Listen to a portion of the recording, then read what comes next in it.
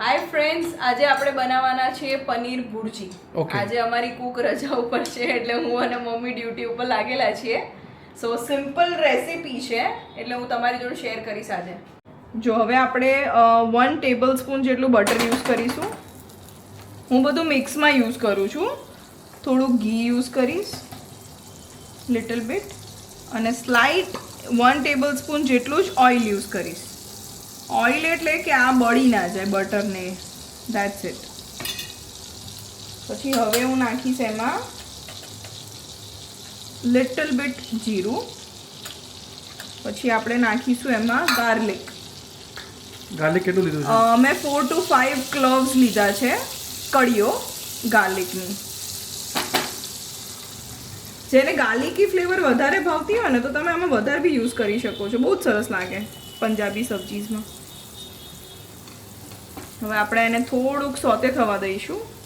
Little bit એ sauté થઈ જાય એના પછી આપણે એમાં 3 normal size medium size onions લીધી છે મેં. એને મેં ચોપરમાં ચોપ કરી રાખી છે.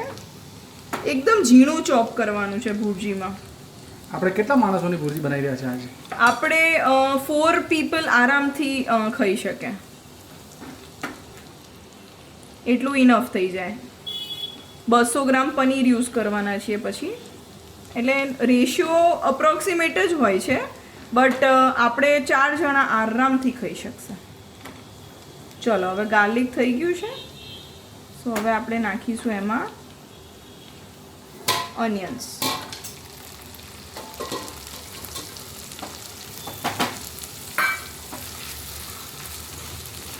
હવે થોડી ઓનિયનને વ્હાઈટ કલર જેવું થઈ જાય ને એનું ત્યાં સુધી આપણે એને સોતે કરીશું, એટલે એની કચાશ છૂટી જાય ઓનિયન્સની. અને આ પંજાબી સબ્જી જોડે ખાવા માટેના ટ્રાયેંગલ પરાઠા કરી દઉં છું. વાહ ભાઈ વાહ. એટલે હું અત્યારે થોડા થોડા તૈયાર કરી રાખું, પછી જમવા બેસીશું ને ત્યારે હું ગરમ ગરમ બનાવી દઈશ. બરાબર. જો હું આ શું લગાવ્યું? આ તેલ લગાવવાનું. બરાબર. પછી આવી રીતે લોટ કરી દેવાનો. હા બરાબર. એને આવી રીતે અડધું વાર દેવાનું. બરાબર. તેલ લગાવવાનું, પાછો લોટ કરવાનો, પછી પાછો આમ કરી દેવાનો. બરાબર. પછી આનું પરાઠું વણી નાખવાનું. બરાબર. એટલે એકદમ સોફ્ટ આવી રીતે વણી નાખવાનું. અને મને છે ને પરાઠા બધા ફૂલેલા જ ગમે. હા, મમ્મીના બધા પરાઠા ફૂલેલા હોય હો.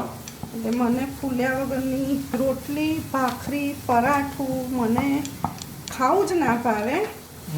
મારા બધા પરાઠા ફૂલશે. બરાબર. ત્રિકોણ મમ્મી આકાર કેવી રીતે આવડ્યો તને? ત્રિકોણ થઈ જાય જો તરત જ. ત્રિકોણ જ કરું હું. આ કેમ આટલું બધું શું બનાવીને રાખ્યું છે?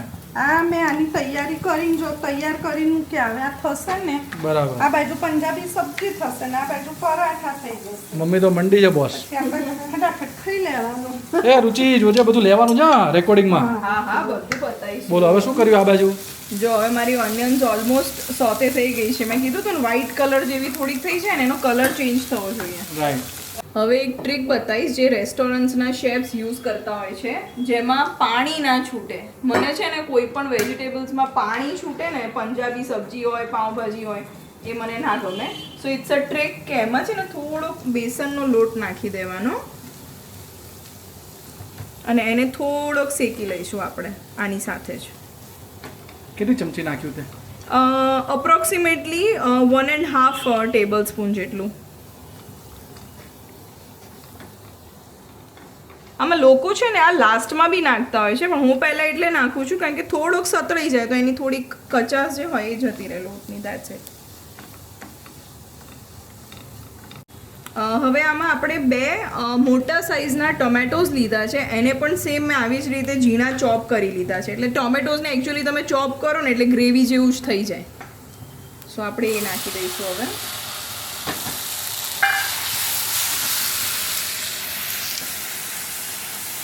પછી હવે ટામેટાને બી આપણે કચાશ જાય ને ત્યાં સુધી એને સોતે કરી લઈશું. મમ્મી તો ગાય ગા કેટલી બની નાખી દે આટલી વારમાં? 3-4 મિનિટમાં તો જો 3-4 થઈ રહી છે. બસ હવે હું ચાલુ જ કરી દઉં છું. આ બાજુ શાક થઈ જાય, મારા પરાઠા થઈ જાય. આ એકદમ ક્વિક રેસીપી છે, ફટાફટ જ થઈ જાય. આ ચોપિંગમાં જે થોડો ઘણો ટાઈમ જાય એ જો ચોપિંગ રેડી હોય ને તો બધું ફટાફટ થઈ જાય. હવે હું આમાં સોલ્ટ બી નાખી દઈશ જોડે, કારણ કે સોલ્ટ એક એવી વસ્તુ છે કે જે કુકિંગનો પ્રોસેસ થોડો સ્પીડી કરી દે. એટલે આમાં હું સ્વાદ અનુસાર થોડુંક નાખું છું અત્યારે, પછી હું ટેસ્ટ કરી અને પછી ફરી એમાં થોડું પ્લસ માઇનસ કરીશ. રમે છે યાર? બરોબર, યાર ઉઠી ગયો છે. એકલો ઘોડિયામાં રમ્યા કરે અમારે. જો આવી રીતે છે ને થોડું તેલ નાખી પછી જાવું કરી નાખીએ ને આપણે પહેલી ભાખરી કે લોડી છે ને બગડે નહીં. અચ્છા, આવી બધી છે ને અમુક ટ્રિક્સ હોય ને એ મમ્મીઓ પાસે જ હોય. હા, એ અમે લોકો કરીએ ને એટલે પહેલું બગડે છે. એટલે પહેલું ના બગડે એના માટે થઈને ટ્રીક છે. થોડું તેલ લગાવી દેવાનું. તેલ લગાવી નાખવું, ફેરવી દે ને અચ્છા, તો ના થાય, બગડે નહીં પહેલી વાર. બરાબર. અને જો મેં નાખ્યું હોત ને તો આમ ચોંટી ગયું હોત. ચોટે જ જાય પહેલી બગડે જ. રાઈટ છે. મમ્મી નેક્સ્ટ વિડીયોમાં શું બનાવીશ બકા આપણે? કંઈક બનાવીને બતાવી દો. કેટલા બધા લોકો કહે છે કંઈક બનાવો. મમ્મીના થેપલા અમેઝિંગ બને છે. મમ્મી થેપલા ક્યારે બનાવીશ બકા? બસ હવે જો વરસાદ પડે ને એટલે મેથી આવે ને એનો હા. થેપલા બનાવો. ભાઈ મેથીના થેપલા મારી મમ્મીને એવા જોરદાર હોય છે, રૂ જેવા. વડા બી. વડા અને થેપલા સુપર. શું કે મમ્મી આ તો ફૂલ્યું. હજુ તો આખું ખુલશે. હા, જો આ બી એક ટ્રીક જ છે, આવી રીતે તેલ નાખીને પલટવાની બી. આને છે ને આમ કરીશ ને હા. તો ગેસ ફાસ્ટ કર્યો એમ? હમ. ફૂલવા દે ને. હા ફૂલે જ, સવાલ જ નહીં. તો ફૂલ્યું ને ગાઈસ તમે જોઈ શકો છો. આખું ફૂલે જ. આખું જ ફૂલે એમ. જો. વાહ.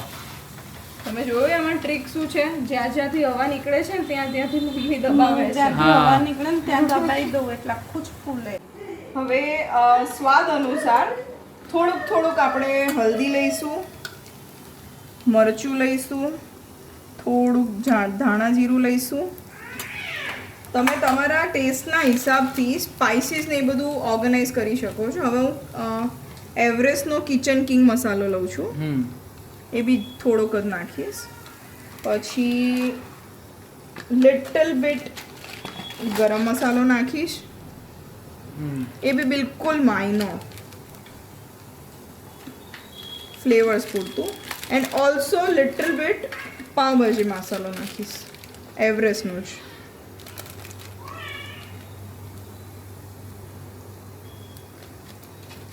બસ હવે આને આપણે સોતે કરી લઈશું, થોડુંક મસાલો થઈ જાય એટલે.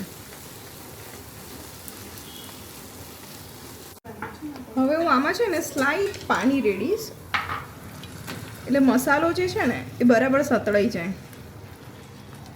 બળી ના જાય મસાલો. જો સરસ કેટલું પાણી નાખ્યું?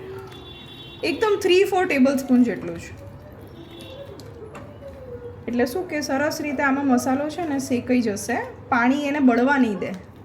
જે ગરમ મસાલો ને એ બધું આપણે જે નાખ્યું ને એને. એ કોણ આવ્યું? એ વ્યાન આવ્યો, ઊંઘીને ઉઠીને આવ્યો મારો દીકરો. હે બાન મમ્મી રસોઈ બનાવે તો હું રહી ગયો. હું શીખી લઉં. યસ. શીખી લઉં ને. આજે જો અમારો વારો આવ્યો છે બકા. હવે ઓલમોસ્ટ સતળાઈ ગયું છે. હવે આપણે આમાં પનીર નાખી દઈશું. મેં 200 ગ્રામ જૈન ડેરીનું પનીરનો યુઝ કર્યો છે. અચ્છા, એટલે 200 ગ્રામ આપણા ફેમિલી માટે ઇનફ છે, 4 જણ માટે.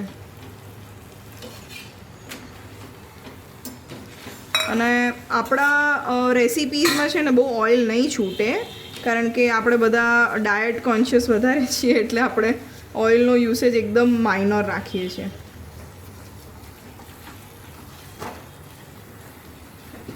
હવે આને થોડુંક પેલું થવા દઈશું. કેટલી મિનિટ સુધી કરવાનું? બસ આવું 1 જ મિનિટ. બહુ આને રાખવાનો ટાઈમ બહુ જરૂર નહીં પડે. કહું છું ક્વિક રેસીપી છે એમ તો. હવે છે ને હું થોડુંક મિલ્ક એડ કરીશ, એ બી હું અપ્રોક્સિમેટલી જ એડ કરું છું. જે કહી શકો તમે કે 2-3 સિપ જેટલું હશે. આનાથી શું થશે કે ક્રીમી ટેક્સચર આવી જશે આપણા સબ્જીમાં. હજી હું એન્ડમાં થોડુંક કાશ્મીરી મરચું છે ને એ બી એડ કરીશ કે થોડોક કલર આવી જાય. આમ લુકમાં સારું લાગે ને તો વધારે ટેમ્પટિંગ લાગે ખાવામાં. આ જો વ્યાનના હાથમાં રાખી અને મમ્મીએ પરાઠા બનાવ્યા. હવે હું છે ને થોડું કાશ્મીરી મરચું એડ કરીશ. અમને થોડુંક કલર હોય ને એ ગમે છે. આનાથી સ્પાઇસ એટલી બધી નહીં થાય બટ ફ્લેવર એની બી સારી આવશે કાશ્મીરી મરચાંની. પછી આ છે ને કસ્તુરી મેથી છે જે અમે લોકો જાતે જ ડ્રાય કરી અને મેથીને રાખીએ છીએ. હવે એને થોડુંક આમ મેશ કરી અને થોડી કસ્તુરી મેથી નાખીશું ચપટી. કસ્તુરી મેથી શું કામ કરશે? કસ્તુરી મેથી છે ને ફ્લેવર બહુ જ એન્હેન્સ કરી દે પંજાબી શાકમાં. અચ્છા. એટલે ઓલમોસ્ટ બધા પંજાબી શાકમાં છે ને બધા શેફ એટ ધી એન્ડ થોડી કસ્તુરી મેથી તો નાખે જ. અચ્છા.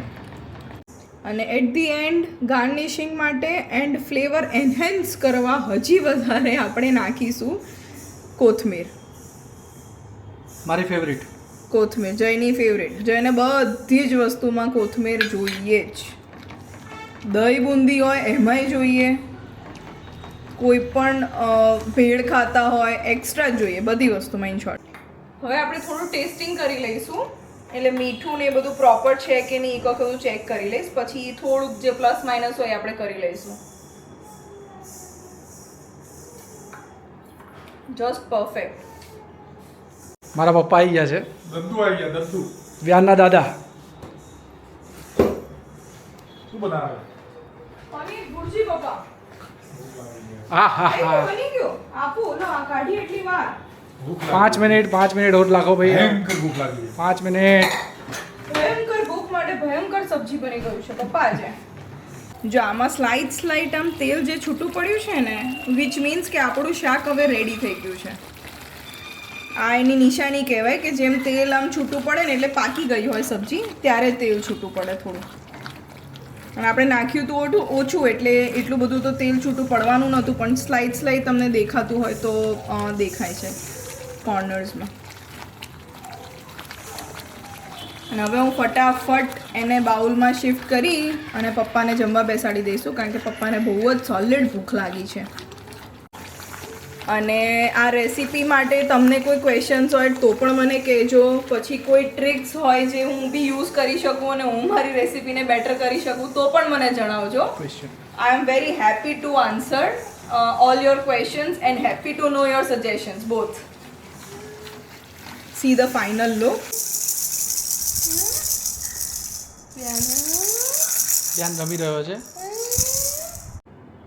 હવે હું ફાઇનલ આને ગાર્નિશ કરું છું કોથમીરથી.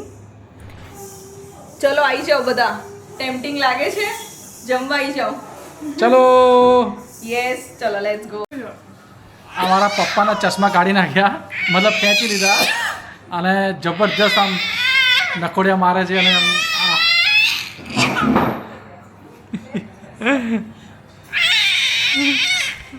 આ મારું ડાયટ ફૂડ આવ્યું છે.